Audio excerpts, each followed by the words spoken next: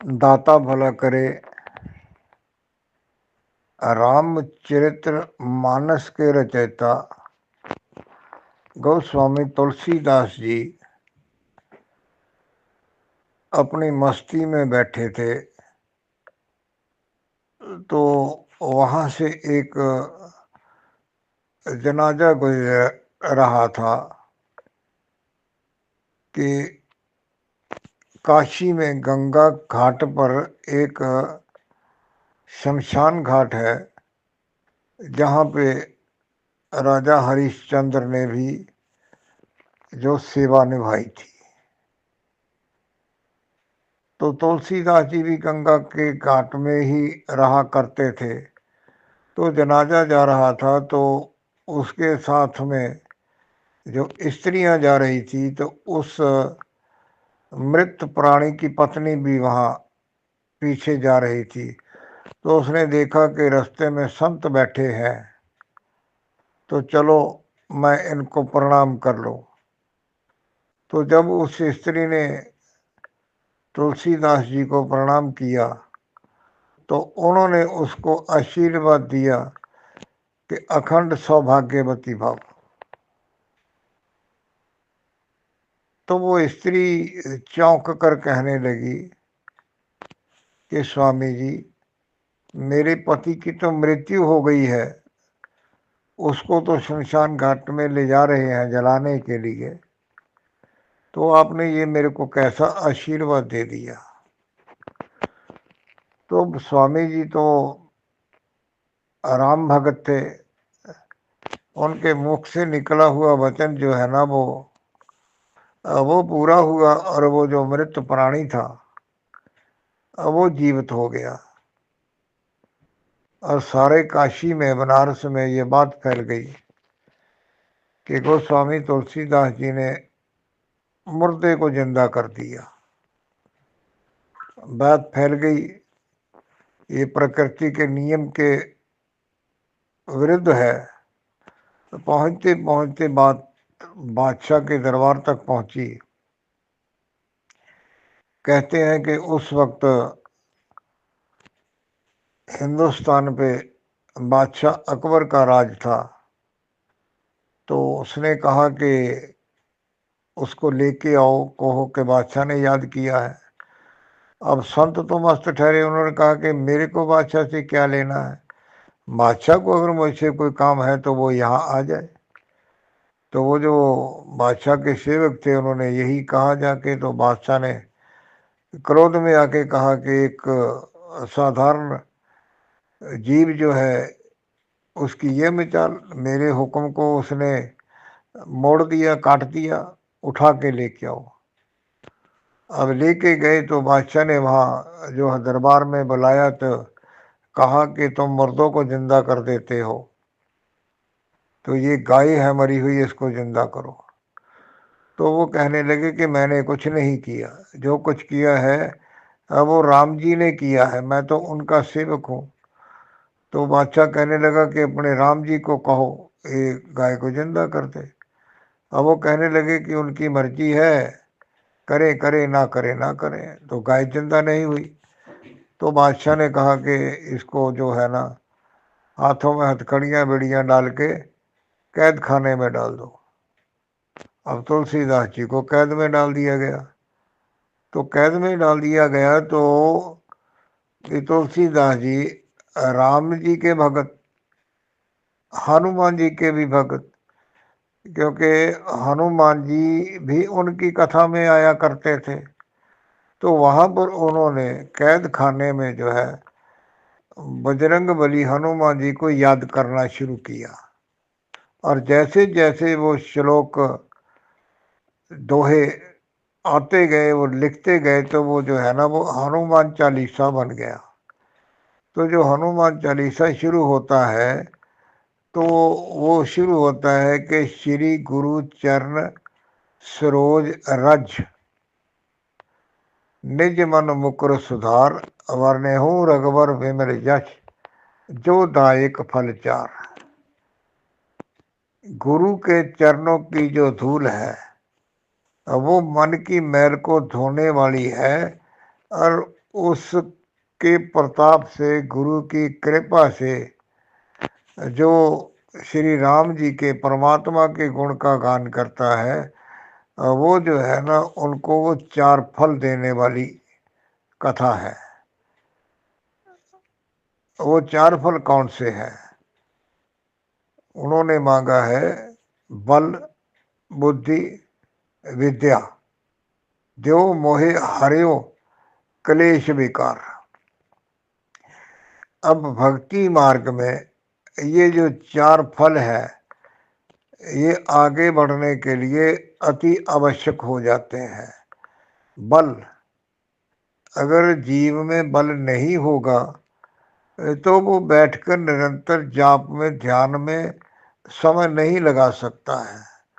बुद्धि, यानी जिसके मन में विचार शक्ति नहीं होगी, ये निर्णय नहीं कर सकता कि अच्छा क्या है और बुरा क्या है, कि मेरे को परमात्मा ये जीवन दे के ये कह रहा है कि हे मनुष्य, हे जीव, तेरे पास मेरा अंश है, मेरा पुत्र है, तूने इसको मेरे तक वापस पहुंचाना है। तो उसके लिए जो है ना, ये जीव, इसको परमात्मा के नाम का बार बार सिमरण करना होता है।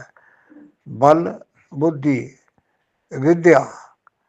अब विद्या यानी कि ज्ञान के बिना भक्ति नहीं होती।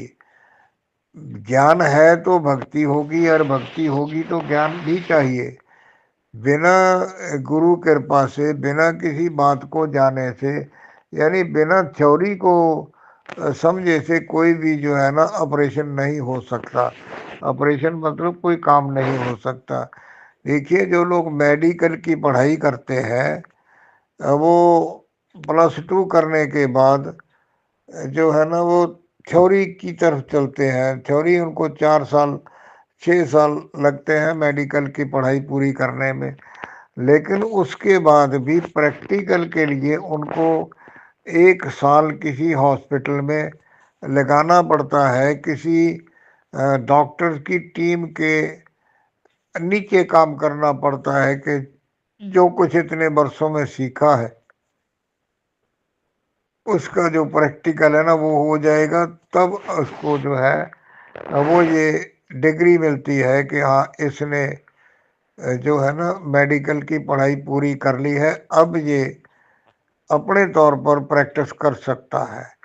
ऐसे ही भक्ति मार्ग में पहले तो बल चाहिए, कि बल होगा, मानसिक बल होगा, शारीरिक बल होगा, तो भक्ति में आगे बढ़ सकता है। बुद्धि होगी तो ये विचार चर्चा हो जाएगी अपने मन से, कि मेरे को परमात्मा के साथ जुड़ना है, परमात्मा की कृपा को पाना है। और इसके लिए जरूरी है कि इस रास्ते पर चलने के लिए जो पहले संत महापुरुष हो गए हैं, जो उन्होंने हमें ये ज्ञान दिया है, और वो ज्ञान किसी संत सतगुरु से मिलता है, उसके बिना बात बनती नहीं है। बल, बुद्धि, विद्या देव मोहे, यानी ये मेरे को दे, और साथ में क्या चाहिए? हरियो क्लेश विकार। कोई जीव ऐसा नहीं है जिसके अंतर में कोई ना कोई क्लेश, यानी दुविधा नहीं होती है। मन जो है, ये हमेशा कुछ ना कुछ चंचलता में जीव को घेरे रहता है। कभी चंचलता से किसी को दिमाग में कुछ घुमा देता है, कभी कुछ घुमा देता है, कभी टिकने नहीं देता। सिमरन करने लगते हैं तो दिन में की हुई बातों का फेर बदल चलता रहता है। तो ये जो मानसिक क्लेश है, बल, बुद्धि, विद्या दो मोहे हरियो क्लेश विकार, सबसे बुरी जो लत है, आदत है, जो विकार है ना, वो क्लेश है। जहाँ पे क्लेश होगा, जिस घर में क्लेश होगा, वहाँ पे कहते हैं कि नरक वासा हो गया। तो ये क्लेश दूर होने के लिए सबसे पहले क्या चाहिए? चाहिए ज्ञान। ये कैसे दूर होगा? बुद्धि, क्या समझ के साथ इसको हम सिमरण करें, किस नाम का सिमरण करने, ये बुद्धि का खेल है। और कितना जप तप हमें, यानी हट के करना है। हठ, यानी कि जिद करके इतना समय मुझे इस नाम के जाप का करना ही करना है, ये बल से होता है। तो ऐसे ही जैसे जैसे तुलसीदास जी के अंतर से हनुमान जी के प्रति ये भावना आती गई, तो वैसे वैसे ही जो है ना वो श्लोक आते गए और वो उनको लिखते गए। और ऐसे ही चलते चलते जब हनुमान चालीसा पूर्ण हुआ तो हनुमान जी प्रसन्न हो गए और वानर सेना ने जो है वो अकबर बादशाह की छावनी पे हमला कर दिया, किले पे हमला कर दिया। और जो दूत से जो रक्षक थे, किले के रक्षक थे, महल के रक्षक थे, सेना की टुकड़ी के रक्षक थे, सेनापति सब जो है ना वो बादशाह तक संदेश पहुंचाने लगे कि बादशाह वानर सेना ने हम पर हमला कर दिया है। वो सब जगह उत्पात मचा दिया है, तोड़ फोड़ कर दी है। अब तो वो जो है ना राज दरबार तक भी आ रहे हैं। तब बादशाह ने पूछा मंत्रियों से कि इसका क्या सबब है, क्या कारण है। तो कहते हैं कि बीरबल ने कहा कि महाराज, अब वो जो आपने संत को कैद में डाला हुआ है, ये सब उसी के रक्षक है। अब वो हनुमान जी का, राम जी का अनन्य सेवक है, भक्त है, तो उसको छोड़ो, उससे गलती की माफी मांगो तो हो सकता है ये सब जो है ना उपद्रव शांत हो जाए।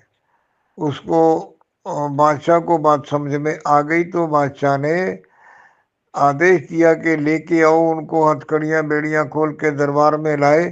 तो कहते हैं कि बादशाह अकबर अपने सिंहासन से उतरा और उनके चरण पकड़ के गलती की माफ़ी मांगी।